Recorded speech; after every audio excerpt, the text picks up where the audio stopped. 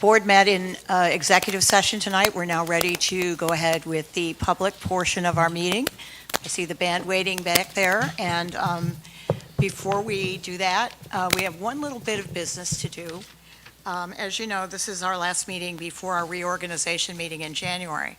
And tonight we are saying goodbye to our dear friend and colleague Dave Campbell, who has served for 12 years, which also adds up to 3 superintendents and countless committee meetings. He served on and chaired the Finance, Communications, and Personnel Committees and led last year's successful superintendent search. He did not want any fanfare, so even though the band is here, he did not want any fanfare for his last meeting, but we could not let him go without saying a few words of appreciation. So, David, thank you. We'll miss you. Thank you. We have a little something for you, which our superintendent will bestow. Is it cookies? You got cookies already.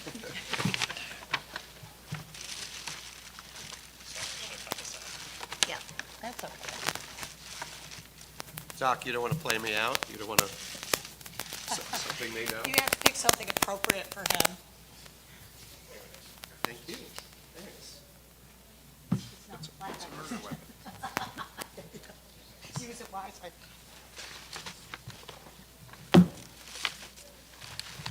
Thank you very much. It is our pleasure. It has been our pleasure. I did? Yeah. Looks deadly. Okay, and with that, we'll flip the agenda and wait for the president's report because we have very important things to do. So I will turn it over to you. Yeah, thanks. Good evening, everybody. I'm just going to quickly, without fanfare, echo some of the sentiments President Ginsburg expressed in celebration of Mr. Campbell's tenure on the Board of Ed. Mr. Campbell, though our time together has been brief, I'm grateful for the guidance and support you've shown me as I've transitioned into the Glen Ridge schools. In particular, your leadership during the superintendent search process was especially impactful, and the deliberate and thoughtful approach you led is what partly inspired me to continue in the rigorous process. So on behalf of the entire school community, thank you for your service, your absence will be felt. So. Thanks. In this season of celebrations, I'm excited to share that we have 2 presentations tonight that I think you'll find impressive. First, we'll enjoy a performance from the marching band, which will put an exclamation mark on the end of their successful season. Following that, we'll keep the goodwill and spirit going with a presentation on GRHS's photography program. To introduce both programs, I'm pleased to turn the microphone over to Principal Lawler.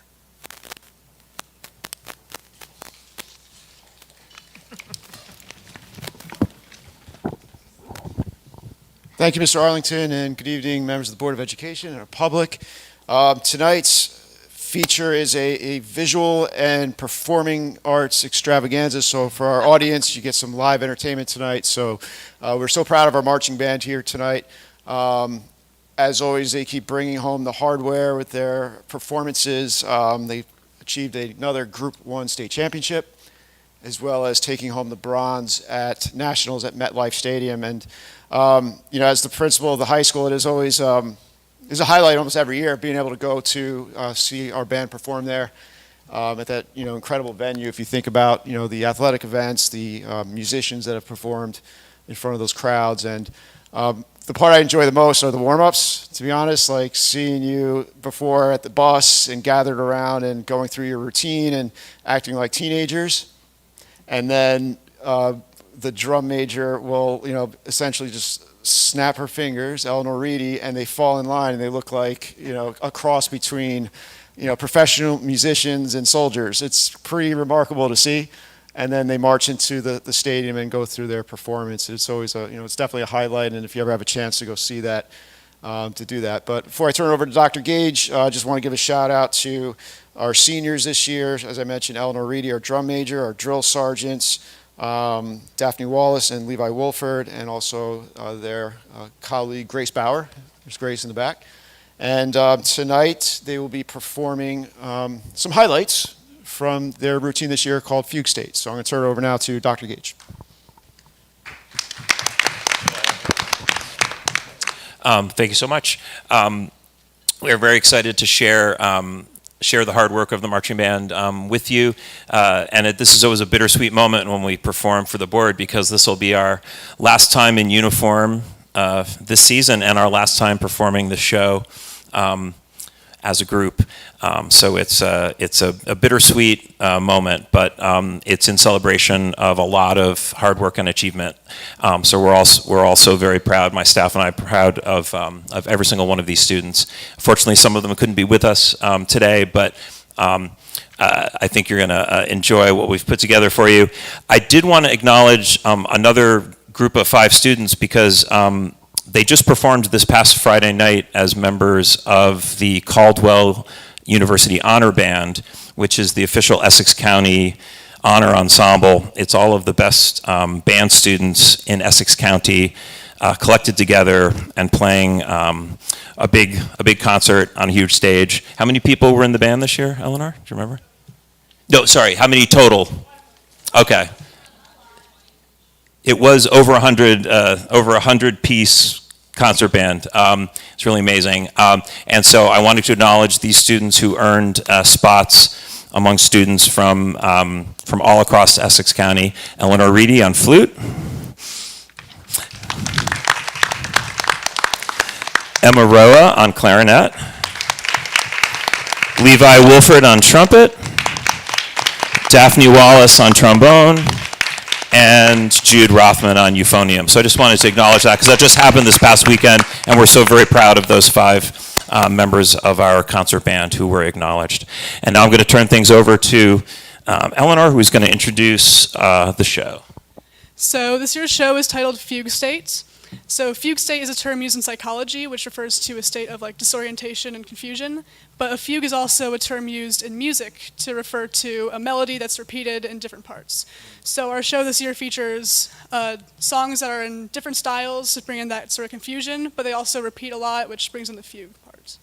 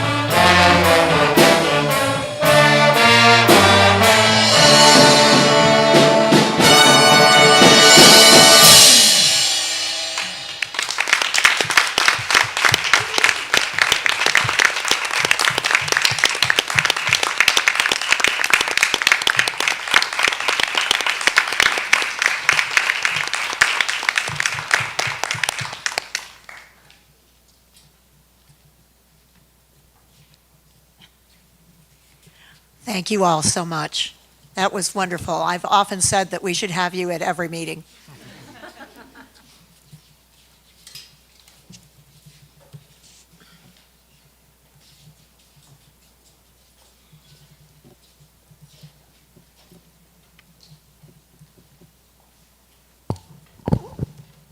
Thank you, Dr. Gage. And before I turn it over to our visual arts department, I just want to extend an apology to my colleague Jack DeWitt. I feel like every time we put together a presentation, he has to follow that with the HIB self-assessment, which is like, it's like, like, so you see this outstanding performance, and you're going to see these tremendously talented photographers here, but my apologies, Jack. We'll try to work something out next year, right? I'm going to introduce Alyssa Herrera in a moment. She started with Glen High School. This is her second year. And very quickly, she's really elevated this program. Midway through last year, she came into the space and she saw the dark room and her eyes lit up and was like, how can we incorporate this back into our regular programming? She proposed a darkroom photography course, a semester elective. And for those on the curriculum committee, we're coming full circle, right? So we did the proposal last fall, and then we incorporated it into our program of studies. Our students enrolled. She developed the curriculum over the summer, and the program has really taken off. And I was fortunate enough to get in there a couple months ago to see how they were doing. And what really struck me is just the excitement from the students, and something you don't get to see a lot, when we're in an age of technology and one-to-one devices and kids getting their hands into the chemicals, and it was all safe and done correctly. And but that really hands-on, tactile experience with education. And one thing that really stuck to me is one of our students were leaving, just said, this is my favorite class of the day. And just to hear that, it was really cool to see. So like I said, I've got to bring them in, and hopefully you get to see the tremendous work they're producing in the gallery they created. And tonight, I just want to welcome Ms. Herrera and her students. We have Ava, we have Mary, Jace, Kira, and Addison.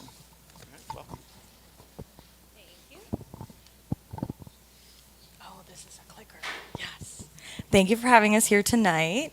We are super excited to share with you kind of what we do in the photography department here, but more specifically the darkroom. It is a new course this year, so we're really excited to share kind of what we're working on right now. And I have my students here with me. I have a couple of them from the Honors Darkroom course itself. So we have Jace, Mary Claire, and Kira are all currently in Honors Darkroom. And then we have Addie and Ava are in the AP 2D Art and Design course with me. All right, so I wanted to start just by talking a little bit about kind of the course sequence from square one all the way up through AP and kind of how they get to where they get to. So Photo 1 is really a beginner level course. We're giving them, access to DSLR cameras. I talk about best practices with the phone. So they take lots of pictures at home and kind of learn how to take better phone pictures. We also talk about manual functions, how to edit. I review elements of art and principles of design. We talk about composition and a lot more. So I include as much art history as I can in there too. And then from there we go into Photo 2, which is a little more like modern and present current day. We get more into commercial photography and kind of, each project is focused on like a different area within photography that they could go into if they were to pursue a career in photography. So a little more career readiness. We do like marketing, advertising, we create magazine covers, we get into food photography, photojournalism, all that fun stuff.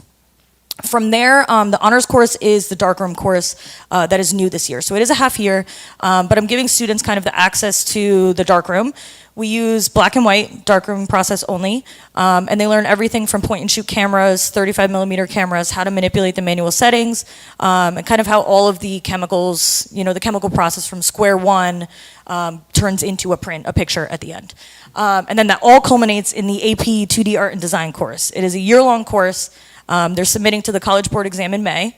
And basically they take everything that they learned so far and create a self-guided portfolio. So it's 15 to 20 artworks, and they get to pick their theme, and then kind of woven throughout are these other projects where I introduce other like 2D art techniques like collage, embroidery, double exposure, all of those fun things. All right, so we are going to get into kind of what we're doing in the darkroom class itself. So I have my students here to talk a little bit about what they're learning, as well as talk about their current artworks that they have just completed in this course. All right, so Kira's going to talk about the steps in the darkroom. So the first step is taking photographs, planning camera settings, shutter speed, and aperture, 35mm vintage film cameras, and point and shoot. And the second step, processing the film, the black bag process, removing film from the camera and putting onto reels in the dark. B, three-step timed processing in the darkroom to develop film. 3, making the prints, chemical safety, tongs, separate buckets, gloves, etc. Understanding the enlargers, contact sheet, placing film onto photographic paper to have a mini photo of all pictures, test prints, graded scale of values from light to dark reflecting 5 to 25 second exposures, and final prints and matting. So the whole process is kind of like very starting from square one all the way to the end. So this is the first project they're going to talk about. It's called a photogram. So I'm going to have Ava talk about hers first. Hers is on the left. Hi, so for my photogram, my message was to portray the journey of seeds, which is the background that I scattered across the photogram paper. And then there's a plant next to the product that it would turn into, which is syrup. And I exposed the paper after laying down all of my items in that order to bright light for about 5 to 10 seconds. Which created this black and white picture, and the element of black and white for photograms is like it comes out better than any other thing else. So I will pass this to. All right, and then Addie's artwork is on the right. Okay, so I did the same process as Ava with the developing and gathering my materials, but I just used different materials. And the materials I used were thumbtacks, flowers, and stones.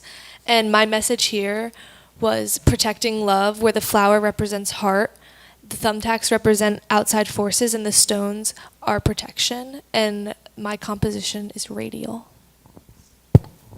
So with the photogram, it's interesting because you don't actually use a camera to make this. So I don't know if any of you guys remember taking like a darkroom class or being in the darkroom, but this first project just introduces them to like the chemical processes as well as how to use the enlarger without introducing the camera yet. So then this next one we got into was once they got used to the cameras, they did a portrait series. So Kira, this was yours, right? Oh, jeez.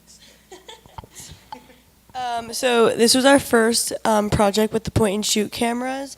And we experimented with natural lighting and just to find like the perfect exposure. And following that, we would go into the darkroom and practice with all the chemicals to complete the project. And then Jace's project is on the right. So here I used a point and shoot camera to photograph my subject sitting on a ledge, and that showed leading lines and showed the focal point. All right, and then from there we kind of started to look at like what's the next level that you can take it to. So this is Mary Claire's. Sorry about the baby. This project we also used a point and shoot camera. We were inspired by David Hockney's joiner's collage idea, and we took multiple different angles of like the back field kinda and put them together to create a new perspective. All right, and then this is kind of where we are right now in the program. They're working on an object series where they select one object of their choice, and then they have to kind of experiment with point of view, zooming in, zooming out, looking up, looking down, bird's eye, worm's eye, all that fun stuff to kind of get a new perspective of a different object. And this is Jace's. So here I'm showcasing 4 photos for the object series, and I went outside and took these photos of a Ford truck right outside the high school, and I basically just chose my 4 best photos of the truck, and these are the 4. All right, now we're going to talk about why we love the dark room. Due to the due to the widespread adoption of digital photography, very few high schools currently teach darkroom photography. Many schools are strictly digital, leaving out a whole piece of photographic history in students' education. Secondly, this allows us to get off a screen and really use our hands and minds to create something new. It's a great change of pace and gives us more ways to be creative that we have never tried before while learning about history of the craft. I'm sorry. Lastly, it can use what we learn in the darkroom to support our portfolios when we take the AP photography exam. All right, so the last thing we wanted to do for you guys tonight is just show you a part of the darkroom process. So the students here have black bag changing bags. Basically what's inside is every part of the kind of like film process. Huh? No, it's okay. They have the film, the actual film negatives. They have a can opener. They have a pair of scissors inside there. Without looking, they have to basically open the film canister, cut the end, unroll the film, put it onto a reel, and then take the entire reel and put it inside a light-proof tank.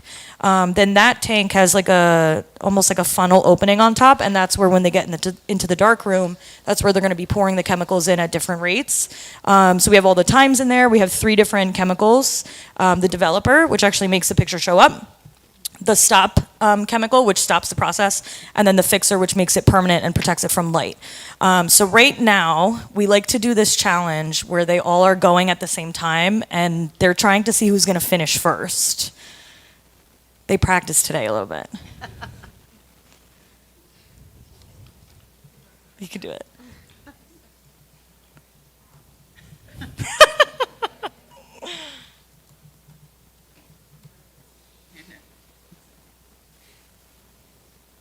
The fun part about this too is like the first time they do this, we do it outside of the bag, and we try it with like expired film, and then they'll do it inside the bag. Hopefully. I know, I hear it.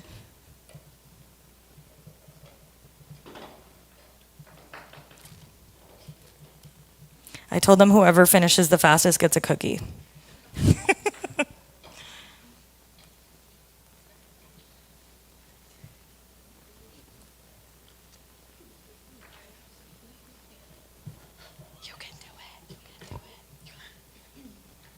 Once it's in the tank, you can take it out.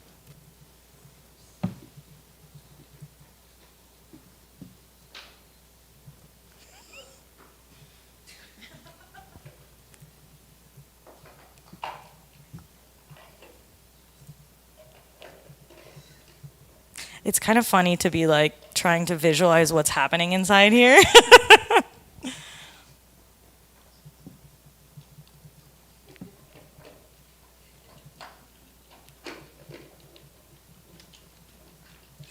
Okay, so that sound, that's the sound of the reel kind of going back and forth, and it latches onto the little holes on the edge of the film, and it kind of trails it along the inside of the reel. Yeah, Kira's in the lead.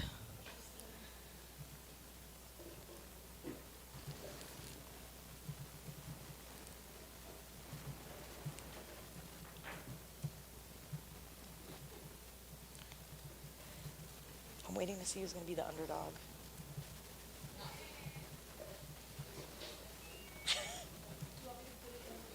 Yeah, and then you can take it out.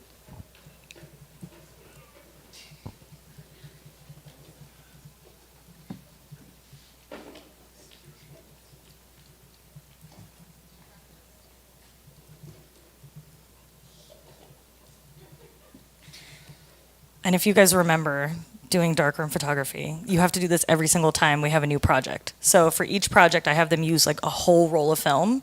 So they've done this now like 4 times already this year, plus the practice times. Oh, you can't open it? You could do it. Probably. I know, I'm sorry.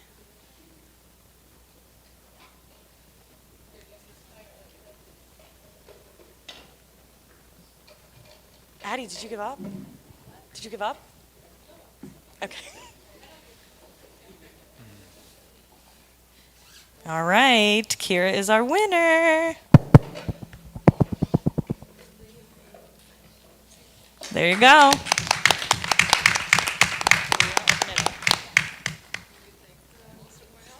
I know, yeah. All right, and then this is what they have to do inside the reel. Can you hold that for a second? There's the thumb. Yeah.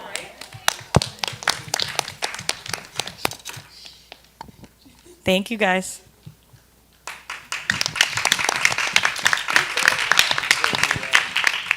Thanks to you all for performing so well under pressure, too. And also, like the bonus, you get to see what senior health's also about. So that wasn't even planned. So I figured.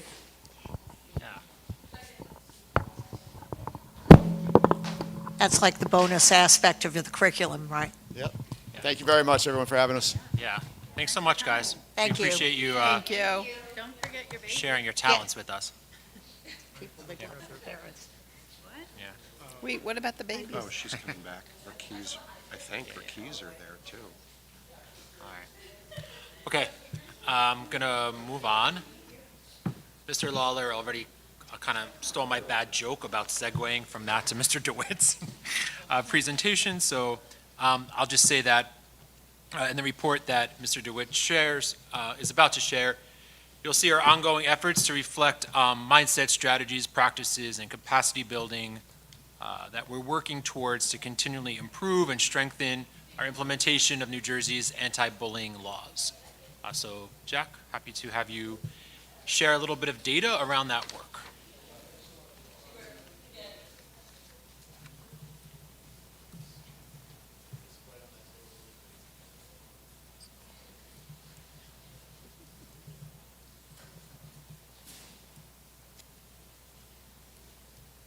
Hid the clicker in a black bag. That's what I was looking for.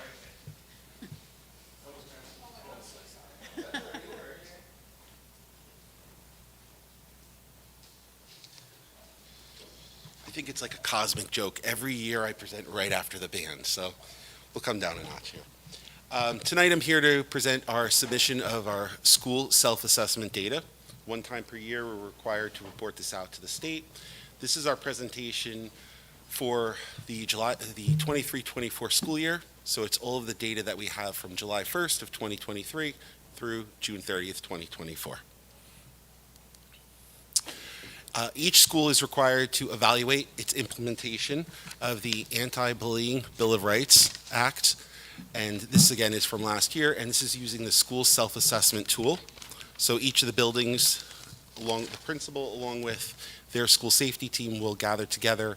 They go through, they use the online tool to gather their information, and they present it.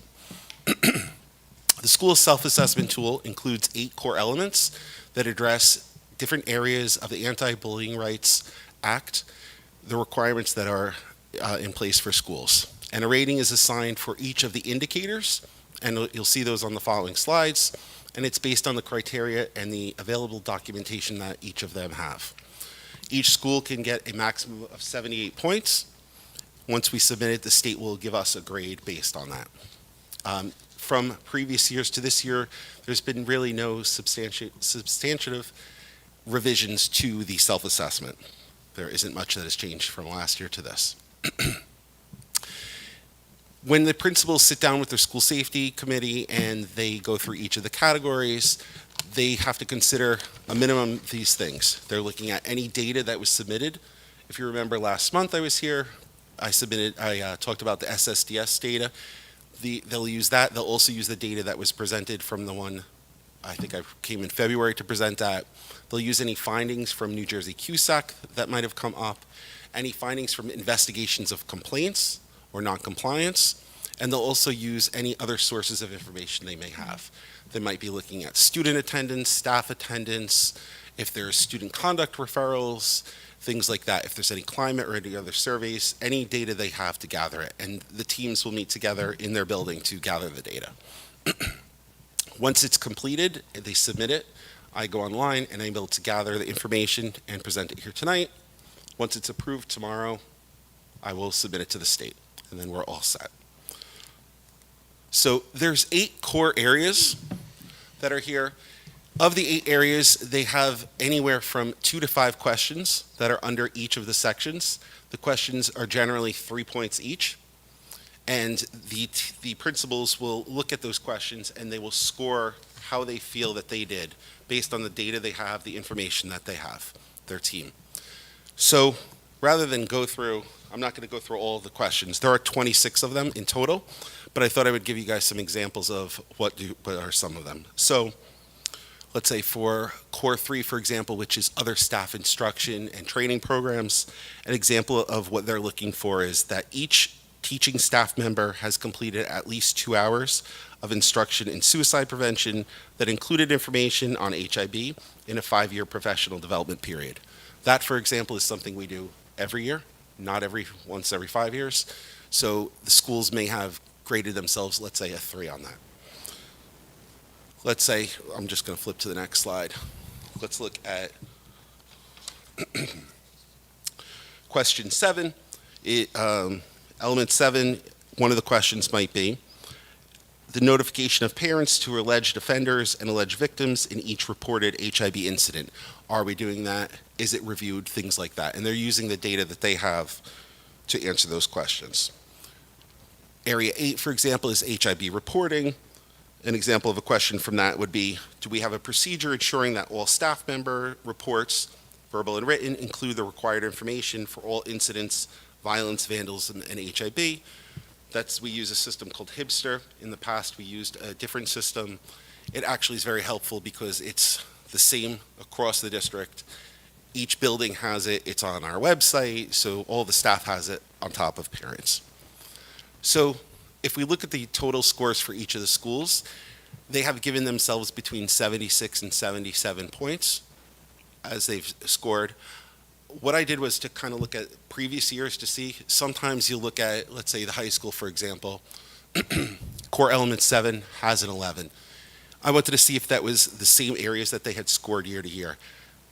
For example, in that their scores were not the same. So let's say the 4 questions that were there, they were not always a 3. Some of them were a 2. So there might be year to year, they're finding areas where they're better at. There might find areas where they have to work on. The other thing that we report out is to ensure that we have a preliminary determination if that has occurred for HIBs. Preliminary determinations are when an incident or complaint was found and if they look to see if it's outside the scope of the definition of HIB and it did not need to be investigated, each of the principals are allowed to then not investigate the incident, but they're still required to go through the process. They have to report that to the superintendent. That has to be documented. It's reported back out here, and also it's reported to the state. So we do have a procedure in place for preliminary determination at all the buildings. Last year, there was 4 incidents at Glen Ridge High School that were decided not to be investigated. At the other buildings, there were none. So next steps, this is really just another step in what we do. On top of it being required and something we have to put out to the state, we continue to use it when we have our building level discussions, when we're having district level discussions, when we're looking at, for example, any restorative practices, any changes that we want to look at for a code of conduct or HIB. This is one of the pieces that we utilize. And that's the end. I feel like I need a... Board members, do you have any questions for Dr. DeWitt?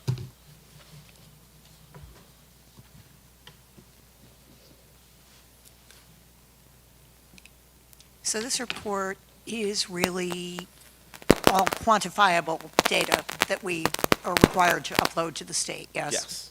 Okay. And each of the buildings gather the information, so they will have a backup for it that they keep for when they're scoring their own information. That they'll have that. So in case the state wanted to come in and assess it, they would be able to provide that. I think it's hard sometimes to understand because our approach is much broader than what we quantify in this report. Yes. Yeah. So board members, any questions? Are you sure? Okay. Thank you. Okay, thank you. Okay, in closing, the next week and a half will likely prove to be busy in our schools with end of the calendar year events, ranging from this weekend's production of the Drowsy Chaperone to upcoming winter concerts across our pre-K 2 schools. Look forward to seeing you there, and I wish everyone a happy holiday season. That concludes my report. Okay, now it's time for the president's report, which I'll try to make short. A note on board member meetings, BOE meetings. This is our last meeting before the holiday break. Our next meeting will be on January 7th, when we will swear in our new member, Ray DiLorenzo, and do the board's annual reorganization. So board members, shortly I will be sending out the committee and liaison form to all of you so that you can send in your choices about which committees you want to serve on. So be thinking about that. Ray will also get one along with an explanation of what the committees actually do. So we'll be able to get a running start in January. Yesterday, I was a guest of the governor at the signing of the Freedom to Read Act in Princeton. As I mentioned at the last meeting, it was passed by both houses of the legislature, and we've been waiting for the signing. It basically requires school boards and public library governing boards to establish policies for the curation of library materials, as well as library material challenges. It also protects school and public librarians performing their jobs in good faith from prosecution for distribution of pornography. It makes us among the leaders in the nation in terms of state policy on book banning. So that is the culmination of what started with our resolution that we all approved for the Essex County School Boards Association. Concurrently, the legislature was pursuing this, and this is the outcome. So it was a wonderful moment, a note of hope. I wanted to thank all of the people who helped in or participated in the Ashenfelter race. The proceeds will go to the Glen Education Foundation, which has provided generous donations, as we can see on our agenda tonight, over the span of many years. Is it 25 or 26 years now, Fran? 26, I think. Anyway, 30, okay? Financing programs and services that we could not have otherwise afforded. So thanks to the foundation, thanks particularly every year at Thanksgiving, Fran Wong, the chair of the foundation board, loses sleep and works extremely hard with her corps of volunteers to get that race up and running, and literally. So thank you. And also thanks to Tara Arnett, Elizabeth Nuttycombe, and everyone from the high school HSA who made last Sunday's holiday market a resounding success. It was wonderful. For those of you who went, there were lots and lots of vendors. The middle school chorus performed. That was terrific. So thanks to all of them as well. And that is the president's report. And I should say, we have not had any public correspondence since our last meeting on November 19th. So now it is time for public comments on agenda items only. I believe that our audience knows the protocols. Any public comment?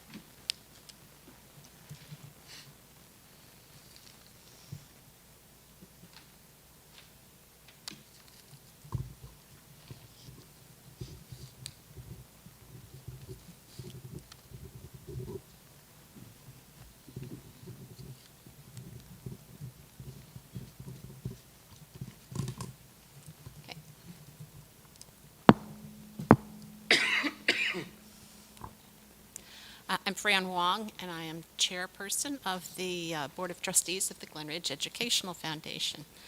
And since there is an approval of a donation on the agenda, I'll take this opportunity. Although I did enjoy reflecting back on my 10 years as a marching band parent, and 4 of those as the president, and then also the babies. Because after my children went through the program, they didn't have these. There was an egg. That was a big failure. I remember that, yes. Then there was, and I may have these backwards, a bag of sugar was the baby, and the bag of flour was the baby, all of which split and were all over the place. So when Maria DiCandina, who was the health education teacher at the time, came to the foundation and said, we want to get these robot babies that will cry and we don't have to use the food anymore for this. It was a easy sell, easy sell. And I will say that I believe it is the only project we have ever funded that actually hit the national stage on NPR I remember that. when one of their producers ran into one of the girls at the Grove Pharmacy and engaged in conversation about what is this? And so there was an episode on This American Life, I think, about that. She decided after the experience that she never wanted children. But perhaps she changed her minds. But at any rate, what I wanted to say is related to the race, the Ashenfelter and Tom Fleming races, and is the source of a great majority of our funding in most years. On Thanksgiving morning, preparations for the 25th anniversary Ashenfelter 8K and the Tom Fleming 2K began well before dawn. The Glen Ridge Educational Foundation has been a growing partner in these races since 2007. We're excited to continue next year with the new race director that we have hired. We have worked with her for over a decade in race registration and timing and are thrilled to have her take on this expanded role. Of the more than 200 volunteers we need, most are high school students, and we simply couldn't manage without them. Members of the Girls Club begin their shifts 2 days before the race and work through Thanksgiving morning, arriving at 6:55 a.m. to be ready when the doors open at 7. Every year, we're impressed by how well they handle the eager racers, especially when sorting out bibs and shirts, often in different sizes than originally ordered. No one seems to know how big they are or how small they are. The girls manage these situations with ease, and only a small number of issues require higher level intervention. We are pleased that the customer-facing positions the girls fill provide them with the opportunity to develop skills many of them will otherwise not experience. The Sportsman's League and the Athletes Doing Good Club have always been invaluable, both in race setup and in managing crowds at the finish line. But this year, their performance was nothing short of outstanding. Despite the chilly temperatures and rain throughout the race, they worked tirelessly, even when soaked through. Eventually, some of them were able to come back inside for their next tasks and to warm up. But when I asked some of them to go back out, they did so without complaint or hesitation. The trustees of the foundation, some of whom were also drenched, want to congratulate and thank the parents of these impressive young people. We also want to acknowledge the supportive culture within the Glen Ridge Public Schools, which continues to foster such remarkable young people. Thank you. Thank you, Fran. And next meeting, January, I guess, I'll give Duval a bag of shirts. We have a lot left because not everybody was as tough and didn't come out, and we have leftovers. You can all have one if you like. Oh, thank you. Or 2, maybe even 3. Thanks so much, Fran, and thank you for all that you do. Okay, seeing as there are no other public comments unless we have some ghosts in the audience, we'll go on with our agenda. It is the only meeting of the month, so if we can do brief committee and liaison reports, starting with our student representative, Meg. Hi. The Student Council is organizing a Spirit Week next week, and the Winter Ridger Day is next Friday. As Mr. Arlington already mentioned, the Drama Club is putting on a production of The Drowsy Chaperone this weekend on Friday and Saturday.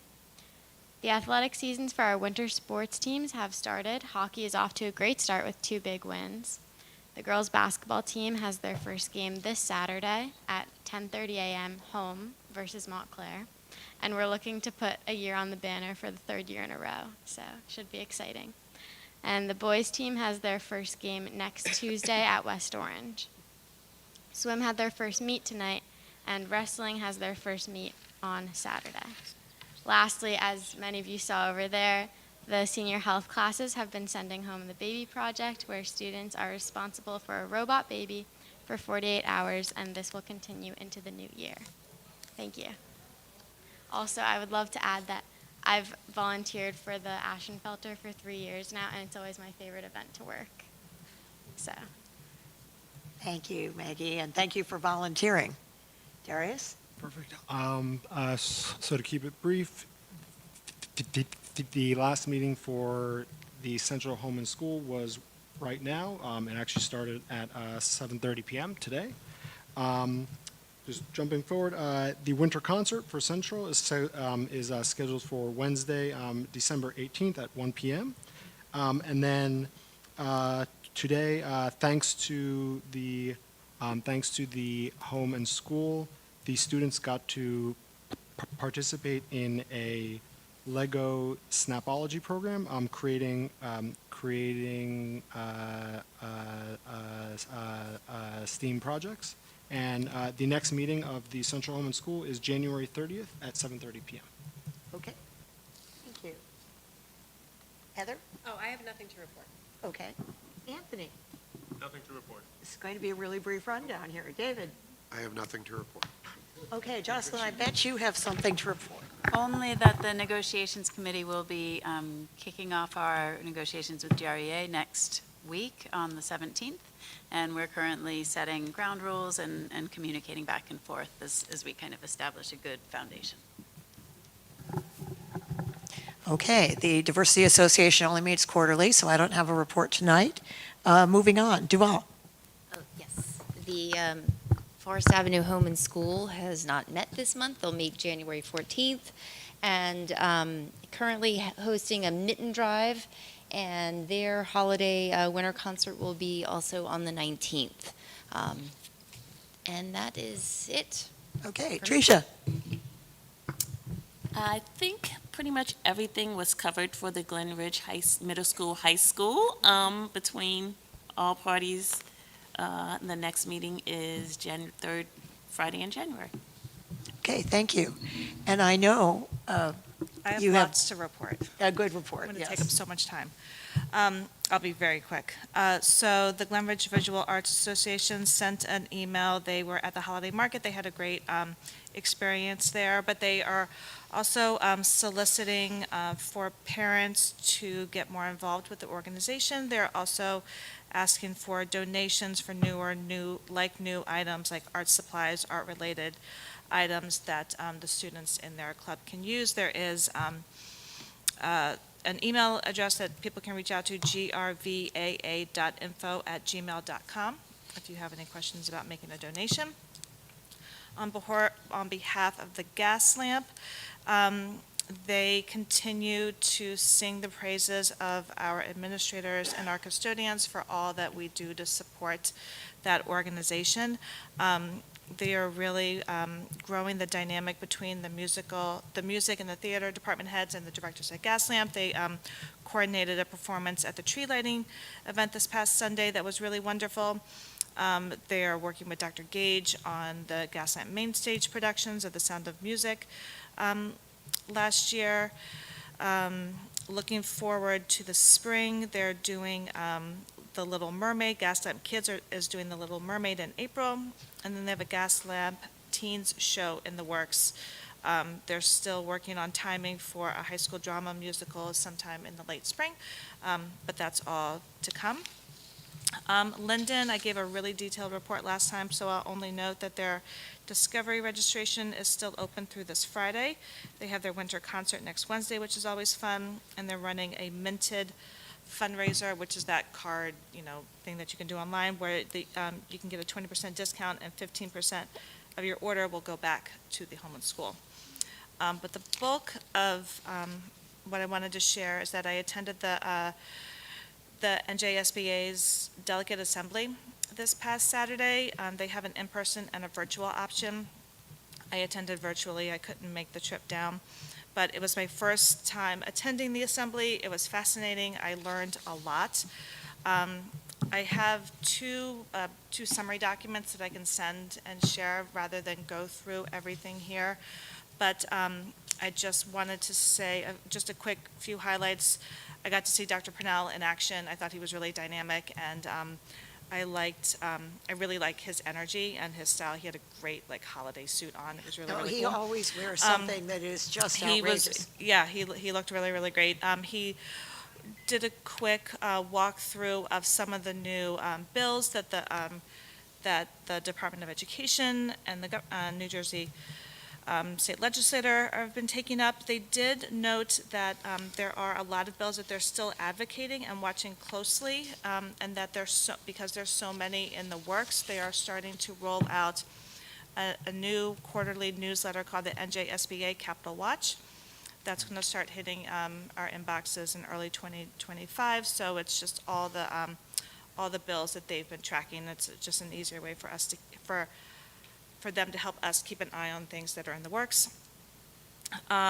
He noted that January is School Board Recognition Month, so I'm really excited for our celebration in January.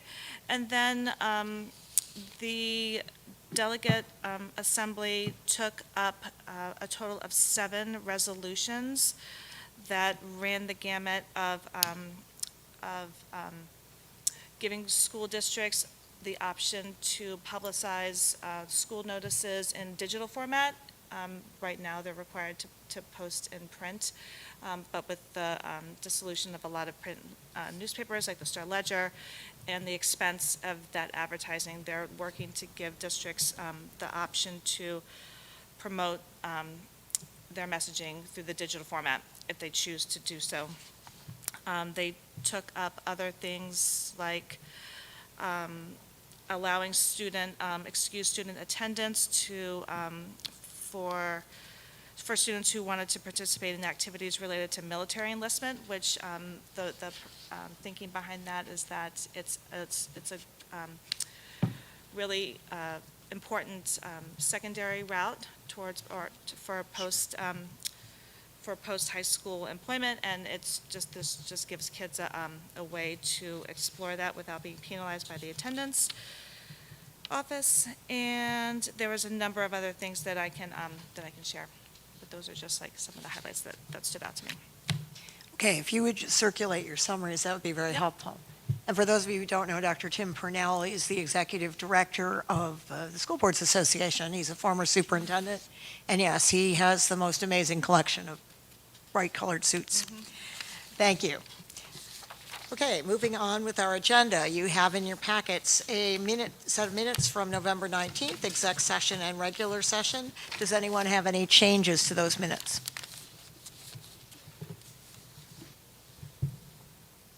Okay, if that's the case, David, would you move the minutes? I move M1.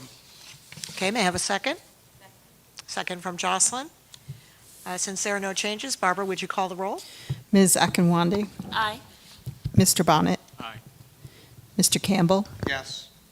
Mr. Denard? Yes. Ms. Gottlieb? Yes. Ms. Graham?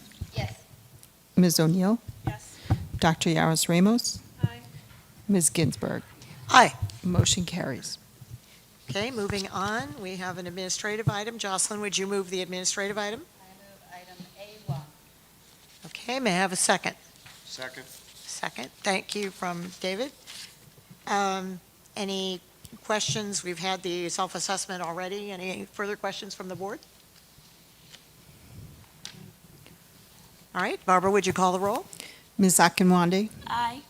Mr. Bonnet? Aye. Mr. Campbell? Yes. Mr. Denard? Yes. Ms. Gottlieb? Aye. Ms. Graham? Yes. Ms. O'Neill? Yes. Dr. Yaros Ramos? Aye. Ms. Ginsburg? Aye. Motion carries. Okay, we have personnel items. David, in your last act as personnel chair, would you move the personnel items? I move P1 through P10. Okay, may I have a second? Second from Jocelyn. In keeping with our rules and the board members' code of ethics, we discuss personnel-related matters in exec session. That being the case, Barbara, would you call the roll? Ms. Akinwande? Aye. Mr. Bonnet? Aye. Mr. Campbell? Yes. Mr. Denard? Yes. Ms. Gottlieb? Ms. Graham? Aye. Ms. O'Neill? Yes. Dr. Yaros Ramos? Aye. Ms. Ginsburg? Yes. Motion carries. Okay, Heather, would you move the curriculum item? Sure, I move C1 and C2. Okay, may I have a second? Second. Second from Anthony. Okay, any discussion on the curriculum items? All quiet. All right, Barbara, would you call the roll? Ms. Akinwande, Aye. Mr. Bonnet, Aye. Mr. Campbell, Yes. Mr. Denard, Yes. Ms. Gottlieb, Yes. Ms. Graham, Yes. Ms. O'Neill, Yes. Dr. Yaros Ramos, Aye. Ms. Ginsburg. Aye. Motion carries. All right, before we do the business items, I want to draw your attention to the donations listed under B3. A monetary donation from the Ridgewood Avenue Home and School Association in the sum of $12,900 for auditorium risers for the chorus and the performing arts programs. Thank you to the Ridgewood Avenue Home and School. A donation of 2 volleyball sleeves and nets worth about $7,000 from the Glen Ridge High School Volleyball Booster Club. A donation of a 3D printer and 20 spools for the Glen Ridge High School CAD and engineering classes from the Glen Ridge Public Library in the amount of $750. Anthony, I hope you will convey our appreciation to the president of the library board. I think I can do that. Okay. And finally, from the Glen Ridge Educational Foundation, a monetary donation for VHS Learning, the virtual high school learning classes, in the amount of $8,000. And we thank you, Fran, for that lovely donation and to your board members. We added one on the addendum.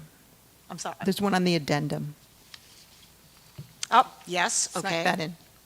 Linden Avenue Home and School Association, additional donation of $6,000 for Ridgewood, for playground equipment and surface at LAS for a total of $46,000. So thank you to the Linden Avenue Home and School.